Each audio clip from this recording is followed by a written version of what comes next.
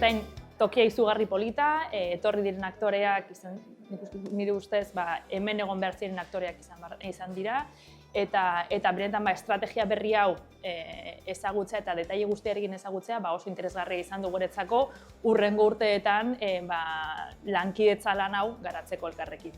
Bueno, ni hemen bi plano bereiztuko nituzke, alde batetik finantziazio planak, hau da guk finantziazio tresnak baditugu mugaz gaindiko proiektuak finantzatzeko eta garatzeko momentuan, eta kasu honetan sorkuntzaren eta sektore guztiak sartzen dira gure proiektu deialdien barnean, eta horrek guk eman dezakegu horrelako lehenengo laguntza ekonomiko hori mugaz gaindiko eta euroeskualde mailako kooperazioa garatzeko proiektu txikietatik handitaraino laguntza hori eta bultzada hori emateko, eta azken finean laguntza hori garatzeko alde horretatik.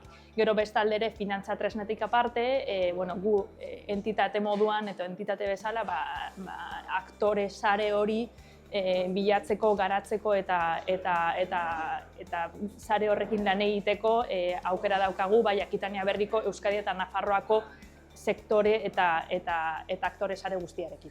Azkenean, gure deialdia edo gure deialdiaren mamia lankidetza da, elkarren arteko lankidetza. Beraz, kultura arloko proiektu mota guztiak sar daitezke. Horrek eramaten gaitu finantzatzera musika arloko proiektuak, dantza arloko proiektuak, saretze arloko proiektuak, arte plastikoak, arte eszenikoak, benetan edozein proiektu mota sar daiteke.